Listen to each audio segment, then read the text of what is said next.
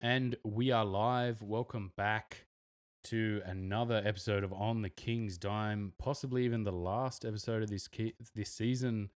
It is the death of the NBL as we know it, as the Kings pull out of the final series. And we were at 2-1. We were down 2-1 in the series when the Kings pulled out. We're going to discuss that. We're going to discuss the state of the virus in general, because we don't actually have any games to go back through, do we? No, that's it. It's just a bit of a reactionary podcast to the end of the NBL. I suppose what it means for greater sport, and what the virus is going to do and the trajectory is going to take. I suppose being corrected about there being no more games and no crowds, and what that's going to mean for kind of sport over the next 6 months in Australia. I think we're in a pretty lucky position in this country as our health system is suitably prepared for early phase. I would say that it's not prepared for the kind of scale of Italy or Spain or China or anything like that, but we're well prepared in the early phase to treat and track. Once it gets to like a critical level, we're kind of effed. So yeah, and I think in general, that's where it gets to, not quite apocalyptic levels, but like certainly just general life-changing levels of, derailment of society, which is, to draw it back to the NBL. I think now in hindsight, we're starting to see they made the right decision. Like I remember at the time just thinking, oh man, that's soft. Like, they came over here, we went over there. Like, did we have to end it like this? But now I think they've made the right decision. Stuff's, as of today, we're doing this pod, stuff's about to shut down in New South Wales and Victoria. WA, I think, closed their borders. I think South Australia has closed their borders as well, from memory, or they're going to very soon. So Tas, ACT, yeah, NT. Tasmania. They've just had a big jump in cases. Look, it's a pretty scary situation, to be completely honest with you. Sydney is the epicenter of this in Australia in terms of volume of cases and local transmission rates. There's not much you can do. You just got to sit tight at home, maybe watch some old reruns, watch some highlights, and wash your hands. Don't go near people. Yeah, make sure you wash your hands. Work still as usual. Work is on tomorrow. We're getting up and going to work tomorrow, or I'm getting up going to work tomorrow. But we'll have to wait and see. Maybe we'll, if we're all locked down, we might try and bring out some content, some Kings content. But the actual season itself ended a little bit unceremoniously, a little bit disappointing. I think the day they made the decision, I was, I went through stages of just like, oh man, like really? Like I hate that we had to be the ones that's just like, nah, we're out. Like, this is getting a bit too real. Well, yeah, and I think it was the right decision in hindsight. But I knew at the time, was it the right decision? Yeah, at the time it was the right decision, and based on what was said behind the scenes and had come out, that Sydney had made a pact before they went to Perth that doesn't matter what the outcome of this game is, this shit keeps going south, we're out. Like it's not happening, and the season just won't have a champion. This is this is it. And so for the league to then come out and say, oh, we decided Perth are champions, it's kind of like, well, this was a handshake agreement behind closed doors that you just necessarily wouldn't award a championship for this season, and maybe acknowledge both teams were just far superior to the other competition. Did Perth deserve it? They probably were going to win the final series, to be honest with you. I think the way they're playing, maybe Sydney Kings would have come back. I think you can never really know, because crowds, especially home advantage for Perth, is so much greater. They seem to be a fortress. Sydney had the better season, had the season that had never been done in the NBL, led from start to finish. Do they deserve something out of it? Sure they do.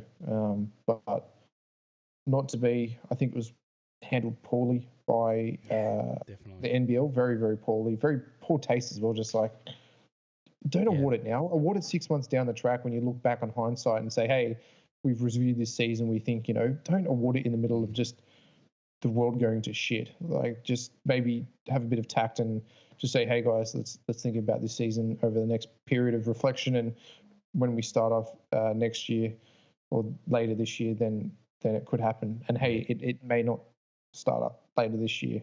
Yeah, it could be that was the biggest thing for me is like when the first rumors came out, in the next 48 hours they're going to make a decision with who's champions, and I was like, who gives a shit, man? Like the world as we may not bounce another basketball for a long time, like in competition. Like some of these competitions could fold, people could die. Like the transmission rates and the death rate for this thing may just the scope of that may just engulf society and sport in general. Like, why are we taking 48 hours to crown a champion here? And then for them to crown the champion, like, I'm happy to just go, yeah, I'm pretty salty about this. Like, I'm pretty salty about the general situation, not the fact that they awarded it. For them to just come out and just be like, they're the champs, yeah, woo! And I'm like, what? Like, this is pretty poor taste. Like, one team basically had dudes who just made it out of the country. Like, do you realize that, we got some guys that, on this team just made it back to their families and stuff? Like, relax. Like, now hindsight, we're starting to see, yeah, they made the right decision. But at the time, I just thought that was just weird for the NBL to come out and just be like, they're the champs, guys. Yep, yeah, they're the champs. Yep, they're crowning them. Crown them. Yep. And there was all this, like, guys coming, like, Perth photos and stuff of them just cutting down the nets. I was like, guys, like, have a bit of self-awareness. Like, what are you doing? If that was me or the Kings, and this was the podcast and they had crowned us, I'd have just been like, yeah, right, this is bigger than basketball. There's no way I'm celebrating this. Like, what? Yeah, this is just, take a quiet beer at home and say, just go, look, they made their decision. Thanks for a great season. We'll see what happens. Like, they were like celebrating that. There was that video of Bryce Cotton getting up and celebrating. It's like, really? Like, okay, I guess. And then he got crowned MVP. Yeah, fair enough. But I'm still a bit like, that was just really weird, I thought almost like spiteful or something. It just felt weird, man. Like, you pulled out, we're just going to like give him the championship then, and then crown an MVP and just fully promote it. And then, like, I get the fans. Like, the fans, I'm happy for their or just fans in general to be like, yeah, the right decision was made. Like, to me, I'm like, no decision is the right decision. No decision here is the right decision. You know what I mean? Like, whatever decision they made, you can't say it's a right decision. Like, the series didn't finish. No. If you're saying Sydney forfeited, okay, maybe you could go, yeah, that's maybe the right decision. But to just go, Perth with champs, that's the right decision. I was just like, really? Yeah, I don't think Sydney forfeited. I think Sydney, people were shitting themselves in the team and saying, well, maybe I won't get home to see my family for 9 months. And I don't really have a life here. And I don't really have an income stream after this season ends here as well.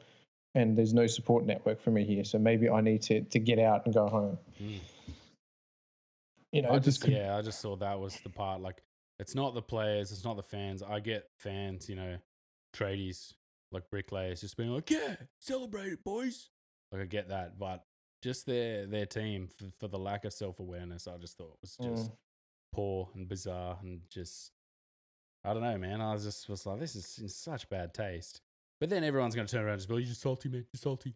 Like, And then also all these NBL franchises started pulling out. NBL 1 franchises started pulling out for the NBL 1. It's like, oh, they salty too then? Like, yeah. Weird. Just weird, man. This is the era of sport. The era of no sport. And that's, it's not fun, man. Like, you kind of take that for granted, and it makes you think more about life in general, how these guys entertain you. They put on a show. It was kind of weird where there were no fans and they were still playing. And then you've got Bogut coming out doing that interview and saying that the league kind of treated them like pawns.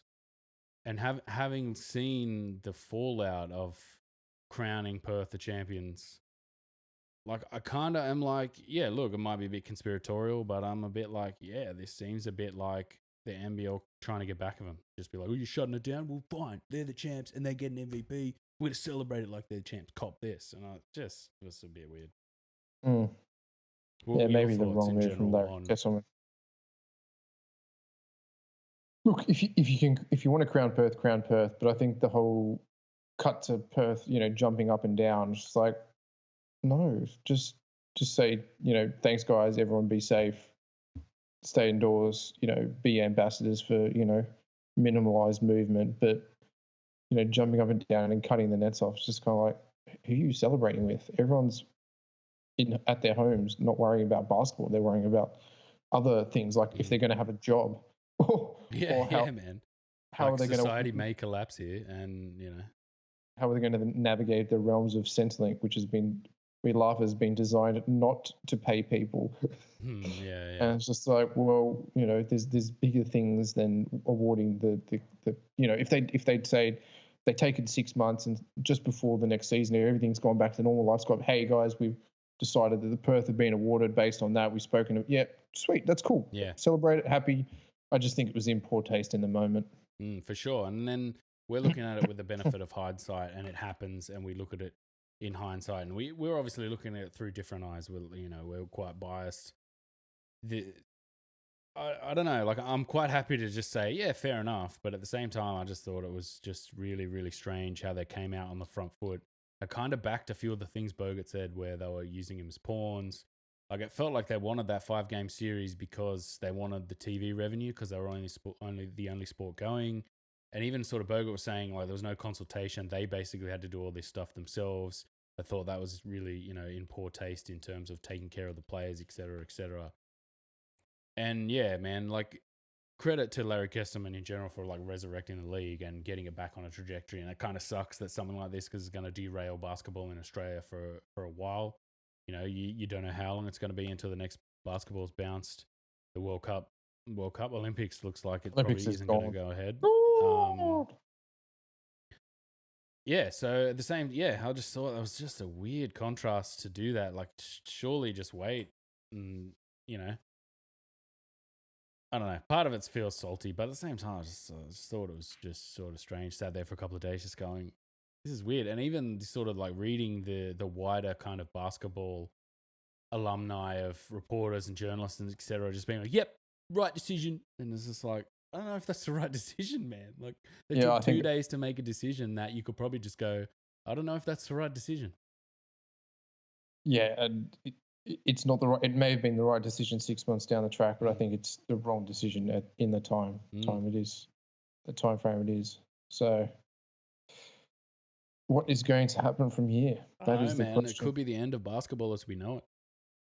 Bullockstradamus is here. He's going to Bullockstradamus. I told you to wear that robe, man. Pull it off. Bullockstradamus. Yeah, you've been predicting you're getting most of these right. You'll have to go on record, start up a live stream or something. Start a live stream of my I'll get the tarot cards out and tell everyone their futures. I think in the next 2 to 4 weeks, we're going to see really where our potential for this virus and how it will affect us is going to be. I don't believe we'll have any imported players next year in the NBL. I think it'll be if it does go ahead, if we manage to keep the virus under control here, there will be no imports. I just think that it'll be a local tournament. It's just too much risk because the world is just a shit fight. Everyone's just shut their borders, basically. It's like, there will be no travel. I think about that on a wider scale in terms of how global basketball is in general. Like, I get how Larry Kesterman was like, this is the only league going at the moment. We're going to have heaps of eyes on us. Being upset with Sydney, I get that. I'm like, yeah, fair enough. I'd be kind of upset. But the other thing too, like, how long this goes changes the way we even think about social activities like this. You know what I mean? Like, we're gonna after 6 months of this, or however long, like 2 months, 3 months, we're gonna see different ideas starting to pop up. Like, our life's gonna change as we know it. Like, how we view sport, how we watch basketball, how we do these things are gonna change. Like, we're gonna have to think differently in general. And I wonder what kind of effect that's gonna have in general on the league. Sorry. Well, I think that like I said, the league will be predominantly from local based players or from anyone who was caught here and not able and never went home. This thing's going to take 12 to 18 months to burn its way through America. That's just a given. They're not going to have this under control. We're not going to accept people from hotspot countries. Our borders are going to be closed for a very long time. I think longer than 12 months. Yeah, we don't know that yet. I mean, that's just a prediction. this is the Bullockstradamus theory. Bullockstradamus. Like I'm thinking too, man, the way it's kind of trending. And then we've got guys outside that really could come back to Australia if there's no basketball internationally, could come back to Australia. But do they get back in? Well, I think, yeah, if they're Aussie, they get back in. However, they have to quarantine for 14 days to all that kind of stuff. Whether there's actually flights between countries, who knows? Like, at the moment, there's still some air travel, but 6-12 months down the track, who knows if you can even be able to board a flight from the US to Australia at any point. So, I mean, it's a bit of a shame for yourself. You had a holiday booked to the US next month. That is being pulled. Yeah, gone. We're not even going to be out. Like, what are we going to storm Sydney Kingsford-Smith? Let us go. Let us go. So yeah, I mean, there's just so many, like the more you talk about this, the more we just talk in general about it, the more you're just like, they made the right decision, man. Like, yeah, completely. This is bigger than basketball in general. And like, there's some outside guys that could come back. Like we saw before this whole thing kicked off, like Brokoff and Mathiang and guys like that. Like, they're going to come back and play in the NBL. We've seen other guys, Australians, imports, like JT has been an absolute monster this season. Like, the best import I've seen in a long, long time. For a guy who hit the ground running and just had a monster season. And to think that all of that could disappear is weird. Like, it's a weird thing to think about. You're just like, life's so global. Like, why? Like, that's just like, and then it's kind of surreal just to think there's no air travel, man. No air travel. Like, how much of our life is just, oh yeah, just go overseas on holiday. It's all good, oh, we need a player, just bring him over from Spain or bring him over from Antwerp. Like JT came from Holland, basically.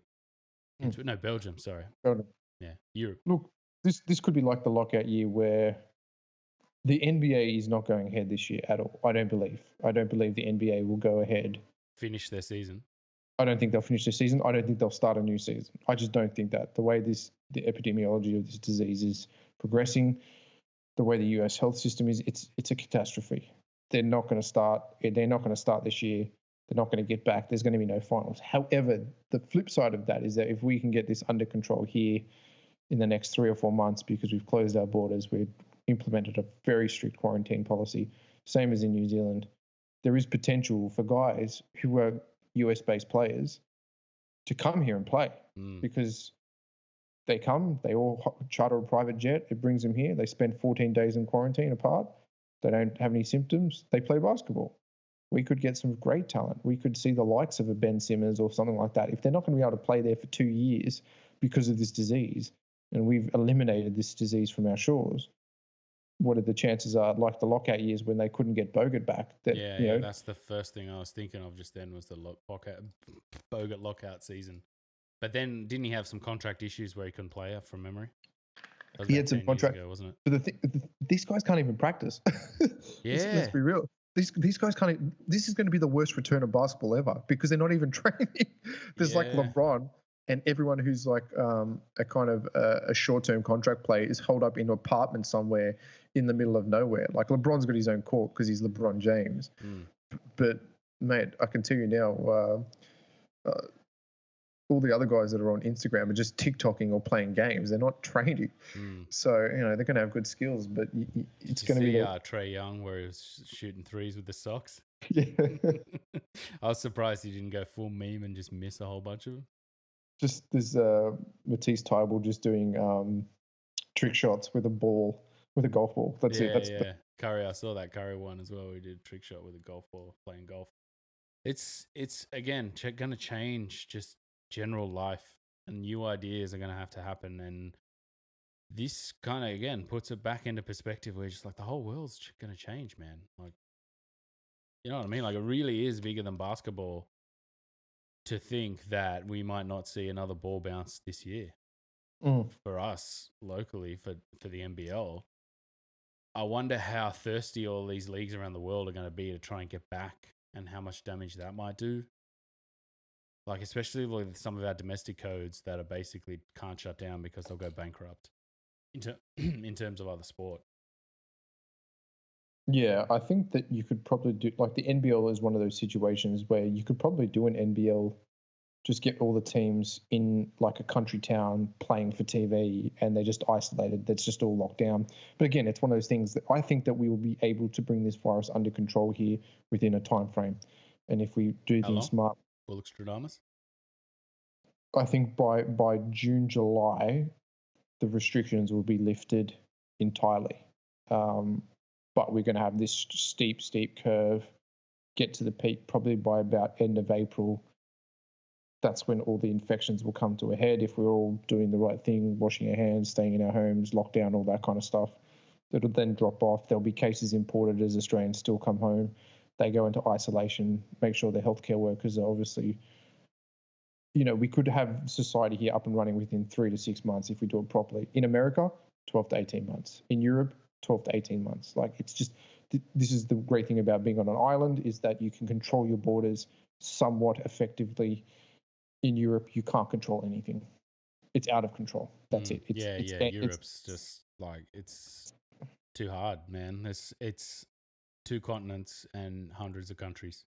So just thinking the math on that is like, wow. Like, how do you control that? Like, so many borders, so many countries, the EU. I don't even want to think about that, man. It's just a mess. So, and that's going to change. That's going to have flow-on effects. That's going to change, like the US. That's going to change Australia, trade. It's all sorts of things like that. The wider economy. We're going to see a lot of people out of work for the next X months. But I think this is a real opportunity, and I never saw. I kind of have been talking to you about the lockdown, and I've said we were going to go on lockdown for a while. It just makes sense to. Maybe we've been softening. The government's been doing a soft lockdown approach where they every day a little bit's taken away, and then it's full lockdown, and then it's draconian lockdown, and then we get rid of the virus. We have an opportunity in this country, the same as New Zealand, to shut it down, to reboot properly, have the proper protocols, and we don't have leaky borders. China has leaky borders. There's leaky borders in China. There's leaky borders in Europe. There's leaky borders in the US. Leaky borders in China. China. But we have, and we could start sport back up here by June, July, and we'd be the only sport playing in the world. Imagine the TV market for that we could sell the world, and we could start to bring revenue back here, because we're going to be the only sport on TV for a period of 6 to 12 months in this country, same as New Zealand. And this is probably a better local domestic league. So I think there's real opportunity if we do this right now to bring AFL back in June, July, play a bit more of an extended season. We're going to be the only sport, and it's just going to be local based. It's going to be local people. We're not going to import anyone. I think it's probably be deemed too risky to do that, or it would be very, very strict quarantine measures beforehand, like, a month sitting in Christmas Island before they got here kind of thing. It's scary levels you're going to have to go to, though, man. Like, meticulous levels of, like, the thing I think about is, like, do Australians as a culture have meticulous levels of plan everything for contingencies, everything? Like, we seem to be very, like, our cultures are built, like our corporate and business cultures seem to be built on, whatever. If it's under that floorboard out of the way, nobody cares about it. Our corporate culture is that in our lifetime, as millennials or whatever, Gen Y, or whatever we are, we've had 23 years of uninterrupted prosperity. We have, even during the GFC, we still grew as a nation. Like, we went into a bit of debt, but we still grew. So we've had 23 years of uninterrupted prosperity. We don't know what hard times are as a people. And so our corporate and business culture isn't about let's save for the hard times. It's just like, yeah, man, we're having fun. Isn't life great? And that's why you saw 10,000 people down at Bondi Beach on lockdown, is that people just don't understand that this is not life is great. This is something else, something that needs to be taken seriously. And we have an opportunity to squash it now, to really contain it, make sure that no one else gets it. If they do get it, treat them effectively, and then move forward to a virus-free nation, and then, sell the game, basketball. We're going to be the only basketball. China's not going to be up and running, or if they are, it'll be a local league only. And I think we probably have a better league than China, I would say, in terms of basketball quality. We could be the only basketball product in the world going that's watchable. So that's a good thing to think about. We could be the only football league, the AFL, local cricket league. India's not going to be able to play cricket. No, they got 1 point lockdown, aren't they? I think they got curfew, daytime curfew. how do you lock down 1.4 billion people that live on top of each other? It's crazy. It's It just doesn't just. work. I It think they doesn't work. didn't have one case or something, and then it was just like, nah, everyone a meter apart. Nobody's No, they've going had it. anyone near anyone. They had one dude on a bus that was infected, that infected 33 people in an 8-hour trip. Oof. Ooh.